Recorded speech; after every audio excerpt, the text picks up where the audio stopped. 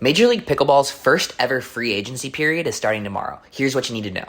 Each team was required to drop at least one player from their roster into the free agency pool. In order to re-sign a player from your team, owners needed to pay half of their bidding price from the last draft last year. Several teams dropped the minimum of one player. The Hustlers dropped all four.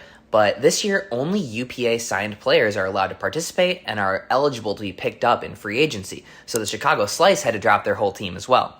And if you recall from my last rules update, team rosters now include 6 players instead of 4. It looks to me like there are 7 teams that are willing to spend serious money to win. They are the DC Pickleball team, Dallas Flash, New Jersey Fives, Orlando Squeeze, St. Louis Shock, Texas Ranchers, and Columbus Sliders.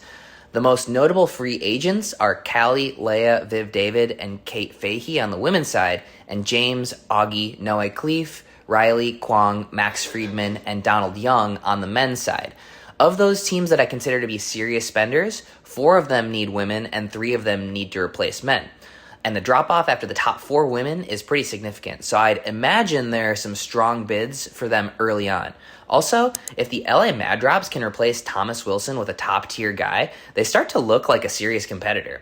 Now, the 5th and 6th spots get very, very interesting. In total, premier-level teams need to pick up 53 players in this free agency, which is insane to begin with. But get this, according to a February release, every 2 events, teams need to designate their starting 4. Any player outside of that starting 4 is basically fair game in the next waiver period.